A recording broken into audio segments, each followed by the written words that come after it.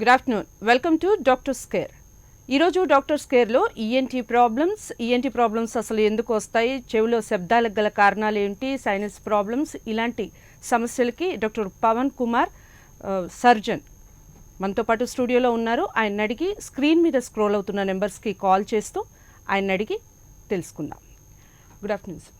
Good afternoon sir, first చెప్పండి, అసలు sinus problems రావడానికి గల కారణాలు ఏంటి? Before going to sinus problem we have to know sinus అంటే ఏంటి. నార్మల్గా మన ఫేస్కి కొన్ని గదులు ఉంటాయి స్కల్కి, దాంట్లో నార్మల్గా ఏరియా ఉండాలి, ఎయిర్ తప్ప ఏమి ఉండద్దు. అందుకే మన స్కల్ ఎప్పుడైనా కానీ కొంచెం వెయిట్ లెస్ లాగా ఫీల్ అవుతాం. ఎప్పుడైతే కోల్డ్ వస్తుందో హెవీనెస్ ఆఫ్ ఫేస్ ఉంటుంది. ఎందుకు అని అంటే నార్మల్గా సైనస్లో గాలి ఉండే ప్లేస్లో వెళ్ళి చీమ వచ్చేస్తుంది. సో దానివల్ల ఏమవుతుందంటే హెవీనెస్ ఆఫ్ ఫేస్ వస్తుంది. దానివల్ల పేషెంట్ ఏం ఫీల్ అవుతారంటే క్రానిక్ హెడేక్, కొందరికి ఫేషియల్ ఒక సైడ్ అంతా ఉబ్బినట్లు అనిపిస్తుంది, కొందరికి సేమ్ ఆ సైనస్లో ఉన్న ఏమన్నా చీము గొంతులోకి వెళ్తే గొంతు ఇన్ఫెక్షన్ రావచ్చు. సేమ్ సైనస్లో ఉన్న చీము మన ముక్కుకి చెవుకి ఒక ట్యూబ్ ఉంటుంది, వెంటిలేటింగ్ ట్యూబ్ ఆర్ రిస్టేషన్ ట్యూబ్ అంటాం. అదే చీము ఆ ట్యూబ్ని ఇన్ఫెక్ట్ చేస్తే ఇయర్ ఇన్ఫెక్షన్స్ కూడా రావచ్చు. సో మన మెయిన్ ఏంటి అంటే sinus is related to year and also the throat. So మనం ఏదైతే గాలి తీసుకుంటామో ఫస్ట్ నోస్ ఎక్స్పోజ్ అవుతుంది. ఒక్కసారి నోస్ ఎక్స్పోజ్ అయినప్పుడు ఆటోమేటిక్ నోస్ ఇన్ఫెక్షన్ స్టార్ట్ అయితే సైనస్ ఇన్ఫెక్షన్ స్టార్ట్ అవుతుంది. సైనస్తో పాటు చెవు అండ్ గొంతు సమస్యలు కూడా రావచ్చు మనకి. ఓకే సార్, అసలు మామూలుగా మనకి చెవి నొప్పి వస్తూ ఉంటుంది, అది చిన్నపిల్లల్లో కానీ పెద్దవాళ్ళలో కానీ కామన్ చెవి నొప్పిగా ఉంది అంటూ ఉంటారు. అసలు ఈ చెవి నొప్పికి గల కారణాలు ఏంటి, దాని నివారణ చికిత్స ఎలా అంటారు? ఇప్పుడు చిన్న పిల్లల్లో పుట్టిన వాళ్ళలో చూసుకుంటే నేను ఇప్పుడే ఇందాకే చెప్పాను, మనకి నోస్కి అండ్ చెవుకి ఒక ట్యూబ్ ఉంటుంది, దట్ ఈస్ వెంటిలేటింగ్ ట్యూబ్. అంటే మన ఇయర్కి వెంటిలేటింగ్ చేస్తుంది అనమాట. నోస్లో గాలి ఎలా తీసుకుంటామో ఆ ట్యూబ్ నుంచి గాలి వెళ్ళి మిడిల్ ఇయర్కి వెంటిలేట్ చేస్తుంది. ఎప్పుడైతే చిన్నపిల్లల్లో ఆ ట్యూబ్ హారిజాంటల్గా ఉంటుంది, స్ట్రైట్గా ఉంటుంది. అడల్ట్కి ఏమో కొంచెం స్లాంటింగ్ ఉంటుంది. ఎప్పుడైతే పాలు తీసుకోవడం వాళ్ళు కొంచెం ఇబ్బందికరంగా తీసుకున్నారనుకోండి, కరెక్ట్ స్లాంటింగ్ పొజిషన్ లేకుండా ఇలా తీసుకున్నారనుకో, ఈ పాలు తీసుకునేది డైరెక్ట్ ఆ ట్యూబ్ అబ్స్ట్రక్షన్ చేసి వాళ్ళ ఇయర్ పెయిన్ వస్తుంది. సో చిన్నపిల్లలు వాళ్ళు డైరెక్ట్ చెప్పరు మనకి ఇయర్ పెయిన్ ఉంది అని, వాళ్ళు ఏడుస్తారు. వాళ్ళు ఏడ్చే టూ రీజన్స్. ఒకటి ఏంటి అని అంటే చెవు నొప్పి, ఇంకోటి ఏంటంటే కడుపు నొప్పి.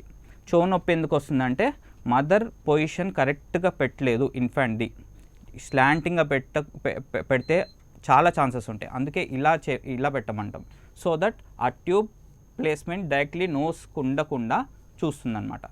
అదే అడల్ట్స్లో సేమ్ నోస్ ఇన్ఫెక్షన్ స్టార్ట్ అయ్యిందనుకోండి, ఆర్ ఎనీ ఎలర్జీస్ ఎక్స్పోజర్ అయ్యామనుకోండి, ఆటోమేటిక్ ద ఈస్టేషన్ ట్యూబ్ మళ్ళీ ఇన్ఫెక్షన్ మొదలవుతుంది. ఈస్టేషన్ ట్యూబ్ ఒక్కసారి బ్లాక్ అవుతే ఈ మిడిల్ ఇయర్ వెంటిలేషన్ తగ్గిపోతుంది. ఒక్కసారి మిడిల్ ఇయర్ వెంటిలేషన్ తగ్గితే ఆటోమేటిక్ మనకి చెవులో చీమ వచ్చే అవకాశం ఉంటుంది.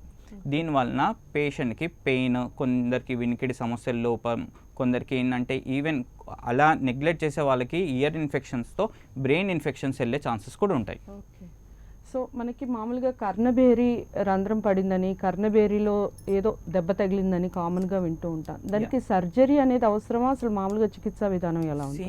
ఫస్ట్ మనం కర్ణబేరికి హోల్ ఆర్ రంధ్రం ఎలా పడిందో తెలుసుకోవాలి. ఓకే, కొన్ని రీజన్స్ ఉన్నాయి. ఎవరైనా గట్టిగా స్లాబ్ చేయడం వలన, ఈ ప్రెషర్ డిఫరెన్స్ వలన కర్ణబేరి పగిలే ఛాన్సెస్ ఉన్నాయి. ఈ మధ్య చాలా మటుకు కేసెస్ ఏంటి అని అంటే loud speakers, direct loud speakers exposure వలన ఆ ప్రెషర్తో ఈవెన్ టింపానిక్ మెమ్బ్రేన్, అదే కర్ణబేరి చాలా సున్నితంగా ఉంటుంది, ఈజీగా బస్ట్ అయిపోయే ఛాన్స్ ఉంటుంది. సో అదొక రీజన్. ఇంకో రీజన్ ఏంటి, జస్ట్ ఇప్పుడే చెప్పాను, నోస్లో ఏమైనా ఇన్ఫెక్షన్ ఉంటే ఈ ట్యూబ్ బ్లాక్ అయిపోయి ఆటోమేటిక్ చీమ్ గారడం స్టార్ట్ అవుతుంది, కర్ణబేరిలో చిన్న హోల్ పడే ఛాన్స్ ఉంటుంది. అన్ని వాటికి సర్జరీ అవసరం లేదు. ఇప్పుడు అదే దెబ్బ వలన ఉంది, దెబ్బ ఎవరైనా కొట్టడం వలన కర్ణబేరికి ఏమైనా హోల్ పడిందనుకో 4 to 6 weeks వరకు మనం ఆగాలి. ఎందుకంటే న్యాచురల్ ప్రాసెస్ వలన కొందరికి చాలా మటుకు 90% వాళ్ళకి ఆ కర్ణబేరి క్లోజ్ అయ్యే ఛాన్సెస్ ఉంటాయి. అదే క్రానిక్ సపరేటివ్ ఓటైటిస్ మీడియా అంటే చాలా రోజుల నుంచి చీమ్ రావడం వలన ఏమవుతుందంటే ఆ కర్ణబేరి చుట్టూ ఆ హోల్ చుట్టూ మనకి ఎపిథెలైజ్, మార్జిన్ ఎపిథెలైజ్ అంటాం. అంటే అక్కడ ఇంకా పెరగకుండా, మూసుకోకుండా అడ్డుపడిపోతుంది. అట్లాంటి వాళ్ళకి సర్జరీ చేసుకోవాల్సి వస్తుంది. కానీ సర్జరీ చేసుకోవాలి అంటే ఫస్ట్ మనం రీజన్ తెలుసుకోవాలి. అది సైనస్ వలన కన్నెబెరికి హోల్ పడిందా, లేదు అని అంటే ఎవరైనా కొట్టడం వలన పడిందా, లేదు అంటే కొందరు నార్మల్గా ఇయర్ బడ్స్ కూడా ఎక్కువ పెట్టి తగిలించుకోవడము, ఇలాంటివి ఫ్రీక్వెంట్గా ఈ మధ్య వచ్చే కేసెస్ ఫ్రీక్వెంట్గా ఉన్నాయన్నమాట. సో ఇప్పుడు కర్ణబేరి మనకి సర్జరీస్ అనేది అవసరం అంటారా? సర్జరీస్ కన్నెబేరికి సర్జరీస్ ఒకవేళ హీల్ అవ్వలేదు, ఒకరికి కన్నెబేరికి హోల్ ఉంది, అది కొన్ని మంత్స్ నుంచి అలానే ఉంది, దాని మార్జిన్స్ అంటే ఆ చుట్టూ ఏరియా మొత్తం ఎపిథెలైజ్ అంటే ఇంకా క్లోజ్ అవ్వకుండా అడ్డుపడిపోయింది. అట్లాంటి వాళ్ళకి 100% సర్జరీ చేసుకోవాల్సి వస్తుంది. సర్జరీ చేసుకోకుంటే ఏమవుతుంది, మనకేంటి అని అంటే కన్నెబేరి అదొక డోర్ లాంటిది. అది ఒక్కసారి ఓపెన్ అయ్యింది అనుకోండి, ఇన్ఫెక్షన్స్ అంతా బ్రెయిన్కి వెళ్ళే ఛాన్సెస్ చాలా ఫ్రీక్వెంట్గా ఉంటాయి. దానివలన వాళ్ళకి తల తిరగడం, వామిటింగ్స్ అవ్వడం, ఇవన్నీ లేట్ కాంప్లికేషన్స్ ఒకవేళ హోల్ అలానే నెగ్లెక్ట్ చేసుకుంటే. ఓకే.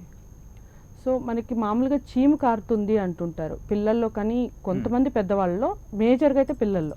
అసలు చీము కారటానికి కారణాలు ఏంటి? దానివల్ల ఏదైనా ఇన్ఫెక్షన్ ద్వారానా, లేకపోతే లోపల ఏదైనా సర్జరీకి సంబంధించి ఏదైనా ఫెయిల్యూర్స్ అయితే కానీ అలా చీము కారుతూ ఉంటుంది? చిన్న పిల్లలు అని అంటే అప్ టు 14 ఇయర్స్, పుట్టిన వాళ్ళ దగ్గర నుంచి 14 ఇయర్స్, పుట్టిన వాళ్ళకి జస్ట్ ఇప్పుడే చెప్పాను, ఒక్కసారి మదర్ ఫీడింగ్ కరెక్ట్ పొజిషన్ లేకపోయినా, ఒకవేళ infections frequent upper respiratory tract infections పుట్టిన పిల్లల్లో ఫ్రీక్వెంట్ ఇన్ఫెక్షన్స్ వస్తున్నాయనుకో, ఆటోమేటిక్ చెవులో నుంచి చీమ వచ్చే ఛాన్స్ ఉంటుంది. అది చాలా మటుకు కొంచెం ఇన్ఫెక్షన్ తగ్గించుకొని పొజిషన్ ఆఫ్ బ్రెస్ట్ మిల్క్ అంటే కరెక్ట్ పొజిషన్లో బ్రెస్ట్ మిల్క్ ఇచ్చామనుకో ఆటోమేటిక్ ఇన్ఫెక్షన్స్ తక్కువ ఉంటాయి. అదే ఒక 3-4 ఇయర్స్ తర్వాత నుంచి ఏజ్ వాళ్ళలో ఫ్రీక్వెంట్గా ఒకవేళ చెవు చీమ వస్తుంది అని అంటే వాళ్ళకి మెయిన్గా మనకి టాన్సిల్స్తో పాటు ముక్కు వెనుక అడినాయిడ్స్ అని ఒకటి ఉంటుంది. అది నార్మల్గా 12 to 14 ఇయర్స్లో 95% పీపుల్స్కి వెళ్ళిపోతాయి. కొందరికి ఏమవుతుందంటే ఆ అడినాయిడ్స్ చిన్నపిల్లల్లో ఒకటేసారి చాలా పెరిగిపోయి మన వెంటిలేటింగ్ ట్యూబ్ అంటే ఇస్టేషన్ ట్యూబ్, ఇందాకే చెప్పాను ముక్కుకి చెవుకి ఒక చిన్న ట్యూబ్ ఒకటి ఉంటుంది, ఆ ట్యూబ్ని అడ్డుపడితే ఆటోమేటిక్ వాళ్ళకి ఫ్రీక్వెంట్గా చీమ రావడం స్టార్ట్ అవుతుంది. సో వాళ్ళకి ఏంటి అని అంటే డైరెక్ట్ కన్నెబేరి ఆపరేషన్స్ చేయము. అడినాయిడ్స్ ఒక్కటి తీసేస్తే ఆటోమేటిక్ చీమ తగ్గిపోతుంది. చీమ తగ్గిందనుకో కొన్ని సంవత్సరాలకి కన్నెబేరి మూసుకుపోతుంది. ఓకే. సో మనకి మామూలుగా పెద్ద పెద్ద శబ్దాలు విన్నట్టుగా, చెవిలో శబ్దాలు వస్తున్నట్టుగా అనిపిస్తూ ఉంటుంది. కారణాలు ఏంటంటారు? అసలు ఆ శబ్దాలకు గల కారణాలు ఏంటి? మనకి శబ్దం రావడానికి చాలా కారణాలు ఉన్నాయి. ఈవెన్ నార్మల్ జివిలి కూడా ఒకవేళ లూజ్గా ఉందనుకోండి, మనకే అప్పుడప్పుడు తల ఇలా తిప్పుతుంటే శబ్దం వస్తుంది, అది నార్మల్. కొందరికి ఏమవుతుంది అని అంటే చెవు వెనుక భాగంలో వినికిడికి సంబంధించిన నరం ఉంటుంది. అది దాని ఉపయోగం ఏంటంటే మనకి చెవు వినికిడి శక్తిని ప్రొవైడ్ చేస్తుంది. ఒక్కసారి ఆ చెవు నరం కాల్ వస్తుంది, కాల్ తీసుకుందాం. హలో హలో నమస్కారం. హలో చెప్పండి. నమస్కారం అమ్మా, మాది కరీంనగర్, నా పేరు శివారెడ్డి. కరీంనగర్ నుంచి మాట్లాడుతున్నానమ్మా. శివారెడ్డి గారు, మీ సమస్యని డాక్టర్ గారితో చెప్పండి. అమ్మా నాకు టూలో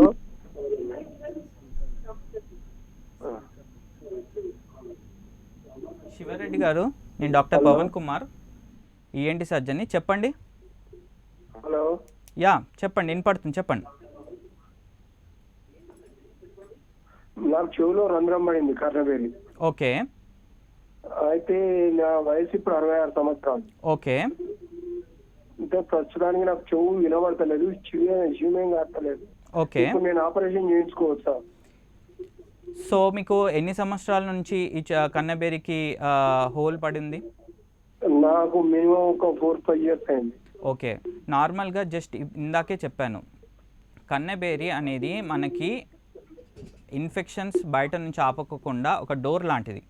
ఒక్కసారి అది ఓపెన్ అయ్యింది అనుకోండి, బయట ఇన్ఫెక్షన్స్ అంతా మిడిల్ ఇయర్కి వెళ్ళి అక్కడ నుంచి, మిడిల్ ఇయర్ అంటే మధ్యల చెవు, అక్కడ నుంచి కొందరికి ఇన్ఫెక్షన్ డైరెక్ట్గా బ్రెయిన్కి వెళ్ళే అవకాశం ఉంటుంది. ఎందుకంటే చెవు పైనే మనకు బ్రెయిన్ ఉంటుంది. చెవుకి ఇంకా బ్రెయిన్కి చిన్న ప్లేట్ టెగ్మెంట్ అంటాం. అది ఒకవేళ ఎక్కువ ఇన్ఫెక్షన్ వచ్చి ఫ్రీక్వెంట్గా చీమ్ రావడం వలన కొందరికి ఏమవుతుంది అంటే ఆ టెగ్మెంట్ అనే ప్లేట్ చాలా మెత్తపడిపోతుంది. అది నార్మల్గా ఏంటంటే చాలా గట్టి ప్లేట్ అనమాట. ఒక్కసారి ఆ ప్లేట్ అనేది కొంచెం ఎరోషన్ అయినా కొంచెం ఇదేమంటారు మన వీక్ అయిపోయినా ఆటోమేటిక్ ఇన్ఫెక్షన్స్ ఈజీగా బ్రెయిన్ వెళ్ళే ఛాన్సెస్ ఉంటాయి. డాక్టర్ స్కేర్లో ఈరోజు పవన్ కుమార్ ఈఎన్టీ స్పెషలిస్ట్ మనతో పాటు ఉన్నారు. పవన్ కుమార్ గారితో కనుక మీరు డైరెక్ట్గా మాట్లాడాలి అనుకుంటే స్క్రీన్ మీద స్క్రోల్ అవుతున్న నెంబర్స్కి కాల్ చేసి మాట్లాడవచ్చు. మామూలుగా మనకి తల తిరుగుతున్నట్లు ఉంది అని అంటూ ఉంటారు కదా, అసలు తల తిరగడానికి ఈ ఈఎన్టీ ప్రాబ్లంగా మనం గుర్తించవచ్చు అంటారు? 100% కూడా గుర్తించవచ్చు. నార్మల్గా మనం బ్యాలెన్స్గా నడవాలి, కూర్చొని పడుకొని లెగాలి. ఇవన్నీ ఒక కోఆర్డినేషన్ ఆఫ్ మిడ్ బ్రెయిన్ అంటే స్మాల్ బ్రెయిన్లో పార్ట్, ఇంకోటి ఇయర్ అండ్ ఇంకోటి మెడ. ఈ 3 కోఆర్డినేషన్ ఉంటేనే నార్మల్ పర్సన్ నడవగలుగుతాడు, కూర్చొని ఈవెన్ రౌండ్ కూడా తిరిగి స్టేబుల్గా ఉంటాడు. ఒక్కవేళ కోఆర్డినేషన్ లాస్ అవుతే ఆటోమేటిక్ తల తిరగడం ప్రాబ్లం అవుతుంది. అదే ఈఎన్టీ పరంగా చూసుకుంటే మనకి ఇన్నర్ ఇయర్లో సెమీ సర్క్యులర్ కెనాల్స్ అంటాం. దాది మెయిన్ ఉపయోగం ఏంటంటే ఈ తల తిరగడానికి తక్కువ చేయడం. ఒక్కసారి మిడిల్ ఇయర్, మనకి ఇయర్లో 3 పార్ట్స్ ఉంటాయి, external ear, middle ear, inner ear. Middle ear ventilation ఇందాకే చెప్పాను, ముక్కుకి చెవుకి ఏదైనా వెంటిలేటింగ్ ట్యూబ్ ఉంటుంది. ఒక్కసారి ఆ ట్యూబ్ బ్లాక్ అవ్వడం, లేదంటే ఫ్రీక్వెంట్గా మిడిల్ ఇయర్ ప్రెషర్స్ వేరీ అవ్వడం, దీనివల్ల ఏమవుతుంది అని అంటే ఆటోమేటిక్ ఇన్నర్ ఇయర్కి సెమీ సర్క్యులర్ కెనాల్స్ కూడా స్టిమ్యులేట్ అవ్వడం వల్ల ఆటోమేటిక్ తల తిరగడం స్టార్ట్ అవుతుంది. తల తిరగడం మ్యాక్సిమం మాకు వచ్చే కేసెస్ అన్నీ న్యూరో ఫిజిషియన్స్ వాళ్ళు రిఫర్ చేస్తుంటారు. ఎందుకంటే ఆల్రెడీ వాళ్ళు బ్రెయిన్ ఇవాల్యుయేట్ చేసేసుకొని మా దగ్గర పంపిస్తారు. మేమేంటి ఇయర్ ఎగ్జామినేషన్ చేసుకొని ఓకే ఇయర్ లోపల అదే ఇన్నర్ ఇయర్ ఏదైనా ప్రాబ్లం ఉందా, లేదు అని అంటే సెమీ సర్క్యులర్ కెనాల్స్ ఎక్కువ స్టిమ్యులేట్ అవుతున్నా, ల్యాబ్రింథైటిస్ ఏమైనా ఉందా, దాని ప్రకారం ట్రీట్మెంట్ ఇచ్చేస్తాం మేము. ఓకే, ఇప్పుడు మామూలుగా కరోనా సమస్య వల్ల చాలామంది బాధపడుతున్నారు, అది కామన్. ఇప్పుడు ఈ కాలంలో అయితే కరోనా రాని ఫ్యామిలీనే లేదు. ఈ కరోనా వచ్చిన వాళ్ళకి ఈ చెవి ముక్కు సమస్యలు ఏమైనా వచ్చే అవకాశం ఉందా? దానికి సంబంధించి కరోనా చెవు ముక్కే కాదు, బాడీలో ఏ పార్ట్ అయినా ఎఫెక్ట్ చేస్తుంది. కానీ మెయిన్గా ముక్కు పార్ట్ని ఇంకా ఎఫెక్ట్ చేస్తుంది. అందుకే మనం ఫ్రీక్వెంట్గా మ్యూకర్మైకోసిస్, అదే బ్లాక్ ఫంగస్ అని వింటున్నాం. అది నార్మల్గా అందరికీ రాదు. Some immunocompromised, uncontrolled diabetes వీళ్ళకి ఎక్కువ వచ్చే ఛాన్సెస్ ఉంటాయి. కానీ ఈ మధ్య మేము గమనించింది ఏంటంటే పోస్ట్ కోవిడ్ వచ్చిన వాళ్ళలో, నార్మల్ లైఫ్ వెళ్తున్న వాళ్ళలో చాలా వేరే సిమ్టమ్స్ వస్తున్నాయి. అంటే allergy, they are more prone to allergy symptoms ముందు లేని వాళ్ళకి ఇప్పుడు చాలా ఎలర్జీస్ వస్తున్నాయి. ఇంకోటి ముందు సైనసెస్ లేని వాళ్ళకి ఇప్పుడు సైనసెస్ ఇన్ఫెక్షన్ స్టార్ట్ అవుతున్నాయి. దానివలన చీమ్ పెరిగి ఆటోమేటిక్ థ్రోట్కి వచ్చి రికరెంట్ థ్రోట్ ఇన్ఫెక్షన్స్ కూడా స్టార్ట్ అవుతున్నాయి. సో మనం ఒక్కసారి కరోనా నుంచి బయటపడ్డాము, ఓకే మాకు ఇప్పుడు ఏం సిమ్టమ్స్ లేవు అనుకుంటే తప్పు. చిన్న సిమ్టమ్స్ వచ్చినా అర్లీగా ఈఎన్టీ సర్జన్స్కి చూపించుకోవడం బెటర్. ఓకే, ఒక పబ్లిక్ కాల్ ఉందండి, తీసుకుందాం. హలో చెప్పండి, మీ పేరు చెప్పండి. నా పేరు సుక్కారావు, హైదరాబాద్ నుంచి. ఓకే, సుక్కారావు గారు హైదరాబాద్ నుంచి మాట్లాడుతున్నారు. మీ సమస్య చెప్పండి డాక్టర్ పవన్ కుమార్తో. సార్ చెప్పండి సార్. హలో డాక్టర్ పవన్ చెప్పండి సార్. సార్ ఇంతకు ముందు మిమ్మల్ని కలుసుకున్నాను, నేను మీ డిస్పెన్సరీకి వచ్చాను. ముక్కులో కండ పెరిగితే అది లాస్ట్ 30 years నుంచి నేను సఫర్ అయ్యేది. ఫస్ట్ టైం వచ్చి మళ్ళీ 15 daysకి వచ్చేటప్పటికి నాకు చాలా క్లియర్ గా ప్రాబ్లం సాల్వ్ అయిపోయింది. Thank you. ఆ తర్వాత ఇప్పుడు చెవిలోంచి ఏం లేకపోయినా కానీ అలాగా దురదలాగా వచ్చేసి ఏదైనా పొల్లతోటి తిప్పుకోవాల్సి వస్తుంది ఫ్రీక్వెంట్ గా. నాకు అర్థం కాలేదు ఏంటని తెలుసుకున్నాను. ఓకే, ఏం లేదు, మనకి చెవులో ఏంటి అని అంటే చాలా హెయిర్స్ ఉంటాయి, ప్లస్ జివిలి ఉంటుంది, ప్లస్ మనకి బయట ఎలా చెమట వస్తుందో లోపల కూడా చెమట వచ్చి ఎఫెక్ట్ తగ్గుతుంది. దానివల్ల ఏమవుతుందంటే ఇచ్చింగ్ స్టార్ట్ అవుతుంది. ఒక్కసారి ఇచ్చింగ్ స్టార్ట్ అవుతే మనం ఏం చేస్తాం, దూది పుల్ల పెట్టడం, లేదు అంటే పిన్ పెట్టడం, లేదంటే చేతిలో ఏది ఉంటే అది పెట్టడం స్టార్ట్ చేస్తారు. ఒక్కసారి అది స్టార్ట్ చేసామనుకోండి, ఆ చుట్టుపక్కల ఏరియా మొత్తం స్టిమ్యులేట్ అయ్యి నెక్స్ట్ టైం రాకపోయినా ఆ సెన్సేషన్తో మీరు చేసేస్తుంటారు. సో దాన్ని ఇట్లా ఫ్రీక్వెంట్గా చేయడం వలన ఏమవుతుందంటే లోపల చెవి ఇన్ఫెక్షన్ కూడా స్టార్ట్ అయ్యే ఛాన్సెస్ ఉంటాయి. సో నార్మల్గా ఏంటి, ఇప్పుడు జువిలి ఉందా, చెవులు ఏమన్నా హెయిర్స్ ఎక్కువ ఉన్నాయా, లేదంటే నార్మల్ ఇన్ఫెక్షన్ ఉందా, అది మేము ఒక్కసారి చూస్తేనే చెప్పగలుగుతాం. సో దట్ దాని ట్రీట్మెంట్ దాని ప్రకారం ఇవ్వగలుగుతాం మేము. ఇంతకుముందు మనం మాట్లాడుకుంటున్నట్టు కరోనా వైరస్ వల్ల ఈ చెవి ముక్కి సమస్యలకి సంబంధించి అదే చెప్తున్నాను ఇందాక, పోస్ట్ కోవిడ్ కాంప్లికేషన్స్లో చాలా కాంప్లికేషన్స్ అన్నాను, సీక్వెల్ అంటాను. కొందరికి ఏమవుతుంది అంటే చాలా మటుకు ఎలర్జీస్, లేని ఎలర్జీస్ కూడా నార్మల్ పర్సన్స్కి లేని ఎలర్జీస్ కూడా డెవలప్ అవుతున్నాయి.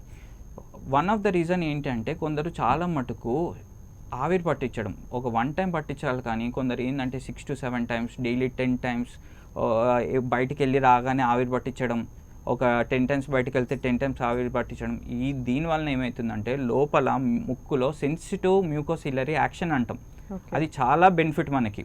అది దాన్ని మనం పాడు చేసేస్తున్నాం ఈ ఆవిరి పట్టి ఒక 1 2 times అంటే కొందరు 6 to 7 times చేసుకొని దాని మెయిన్ యాక్షన్ ఏంటి, మనకి ప్రొటెక్ట్ చేసుకోవడం. మనం బయట ఏ గాలిలో ఉన్నా, బయట ఏ టెంపరేచర్కి ఉన్నా, సపోజ్ ఇప్పుడు మనం కోల్డ్ టెంపరేచర్లో ఉన్నా మనం గాలి తీసుకుంటే మనకు కోల్డ్ గాలి వెళ్ళదు, మన బాడీ టెంపరేచర్ అడ్జస్ట్మెంట్ గాలి వెళ్తుంది. ఎందుకంటే అది హ్యూమిడిఫికేషన్, మ్యూకోసిలరీ యాక్షన్, ఇవన్నీ ఇంటగ్రేటెడ్ యాక్షన్ నోస్ది మనం డ్యామేజ్ చేస్తున్నాం. ఒక్కసారి డ్యామేజ్ చేసేది అంటే ఆటోమేటిక్ దాని సీక్వెల్, దాన్ని వచ్చే పరికరాలు చాలా పెద్ద ప్రాబ్లం చేస్తాయి. Okay, thank you so much sir. ఈరోజు వచ్చి ఈఎన్టీకి సంబంధించిన మేజర్ ప్రాబ్లమ్స్ ఏంటి అని చెప్పినందుకు. ఇది ఇవాళ డాక్టర్స్ కేర్. రేపటి ప్రోగ్రాంలో మళ్ళీ మరో అంశంతో మళ్ళీ కలుసుకుందాం. స్ట్రేట్ యూన్.